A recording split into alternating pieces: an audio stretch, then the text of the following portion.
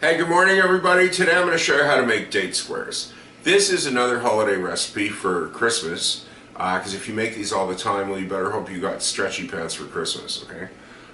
So it looks like a lot of ingredients on the counter. They're grouped into two groups. One is the crumble, which is wonderful, and the other one's the filling. Okay, so here are the lists.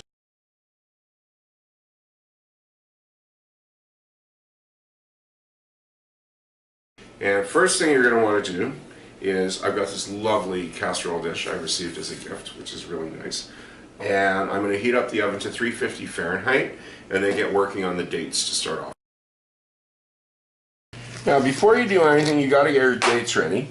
Now there's two ways to do this. You can buy a pound of pitted chopped dates in the bakery section of most stores. That's fine. I prefer using whole dates because I just find they taste better. Now this is a bit of a pain. What you're gonna have to do is like break one open, set aside the pits, and I've got the scale set.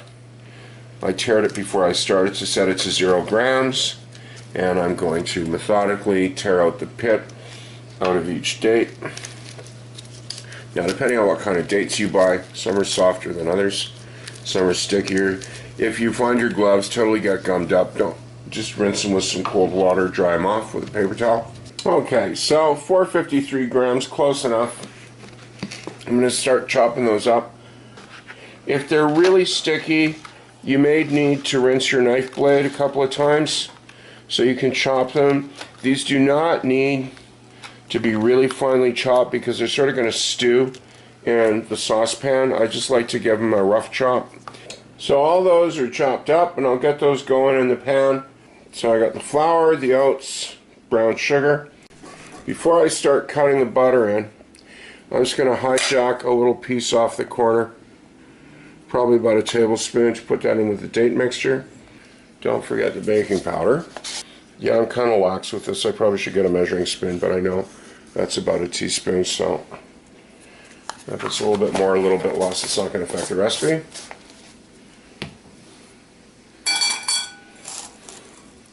So just cut that up briefly. That's good enough. Okay, so start mixing that up by hand first.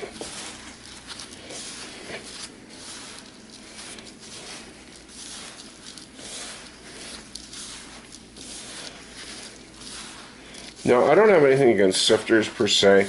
I just find that a lot of the times, if you've done this stuff often enough, it's just an unnecessary step, and there's that certain little bit of non-perfection in the grain of the crumb that just tells people you made it yourself. So why would you want to sift that out and make it seem like it came from the store, you know? But to each his own. Okay, so that's mixed up nice. Now you're going to get your butter in there. Whole thing.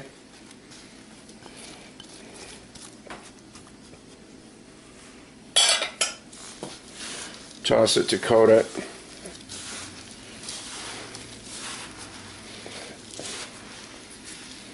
And just start rubbing it through your fingers. So that's all nice and even. Okay, so now I'll check back on, see how the dates are doing. I forgot to turn the heat on, which is just as well for you, so you can see what it looks like right from the beginning. Okay, you don't want to put this up too high because the stuff is going to stick to the sides of the pan, it's going to burn. Okay, low is going to take forever, so somewhere a little medium, a little higher than, somewhere between medium and low. Okay, that's chugging along. All the stuff is melted now. All of this will dissolve into goo at the end. Just be a little patient. And don't turn the heat up, because then you'll burn it.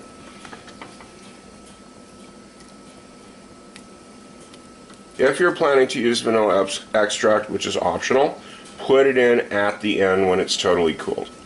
Now, if you have a beat up old pan, by all means grease it first.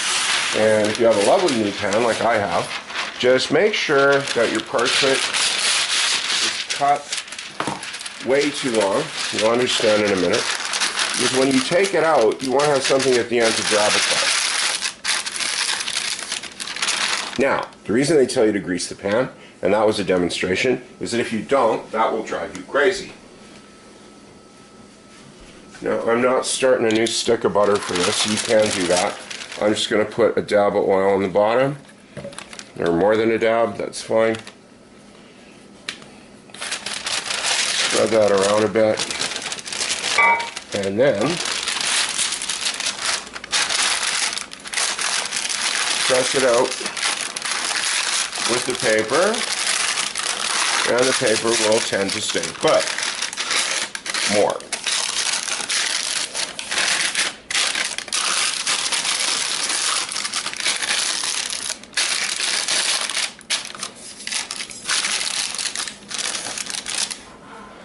See?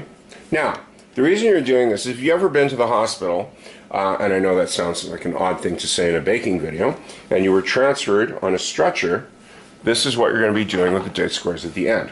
Okay, so what you're going to do is just get your knife, and visually, I think 2/3 is a bit too much. What you do is you kind of cut it, and then start, just look at it, that it's not all going to go in, because you have to keep some for the top. Yeah, that's about right. I don't want it too skinny on top. Okay, oh, another glove. It's a really good habit to always use kitchen gloves. They're so cheap now, whenever you're going to be touching your food.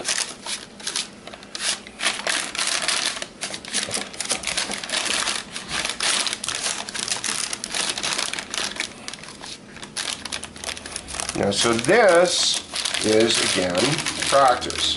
What you want to do is you want to press the crumb down enough that it all stays together in one piece, but you don't want to go so overboard in tamping it down that when it bakes, it's like a brick, okay?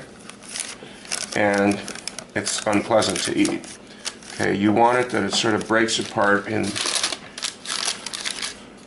the person's mouth, and they're just so happy they're there. Now, if you've got bare spots, by all means, grab a little bit from the leftovers, because you're far better to have bare spots on the top than bare spots on the bottom, because if the dates come through, yeah, they're going to burn. Okay, so it's kind of getting gushy now.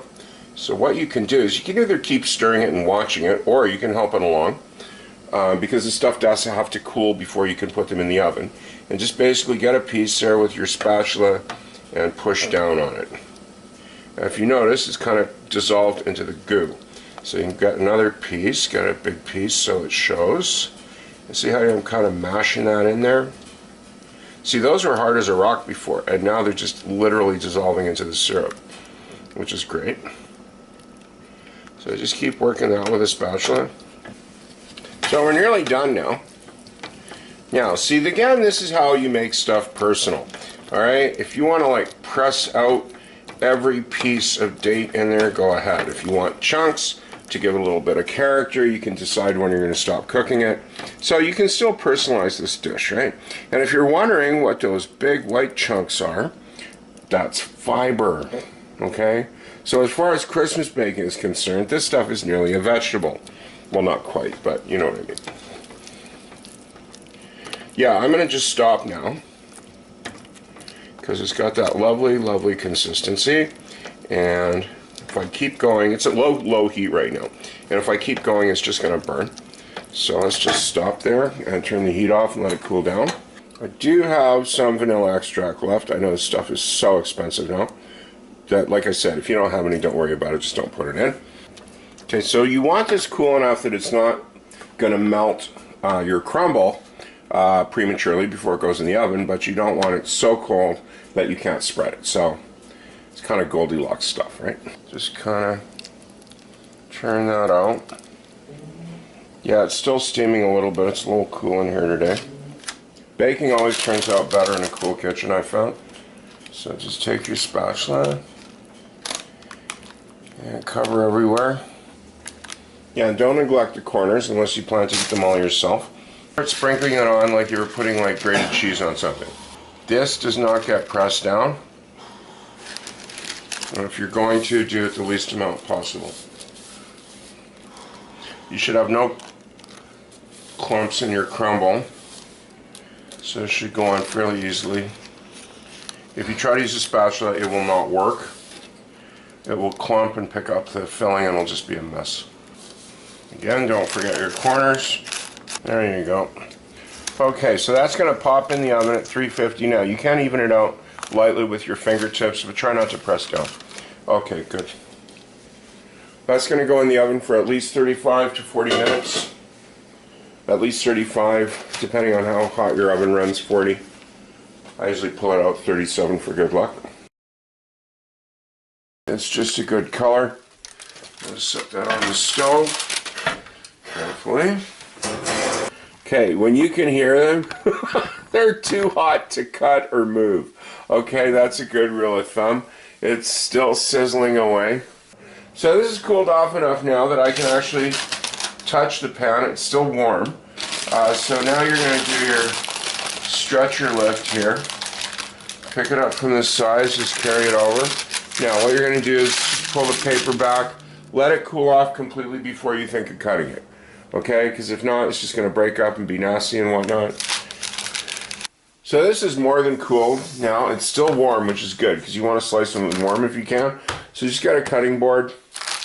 You can't cut them on the cooling rack, it's just not going to work.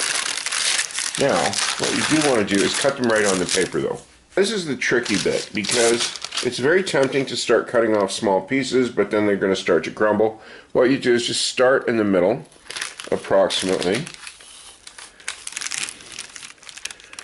And then, yeah, I guess I could do thirds on this. They're really rich, so the more pieces you make, the more there is to go around.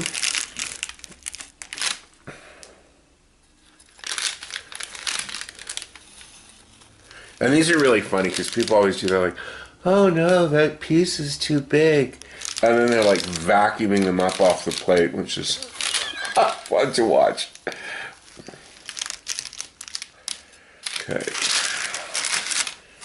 So now down the middle.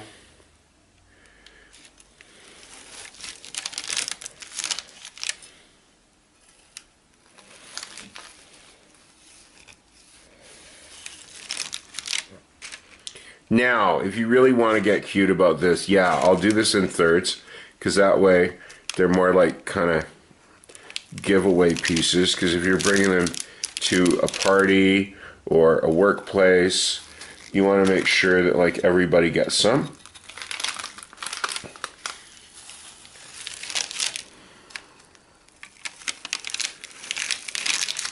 Plus, if you keep going back to the plate, your waistline won't take as much of a hit if the pieces are smaller, right? Okay, now I'm just going to let them sit here and cool off absolutely. One piece from the edge, so you can get a good idea of what they look like. Oh, and since I've touched this one, I guess I have to eat it. Oh my. Yeah, just make these, okay? Oh yeah, and subscribe. Thanks, bye.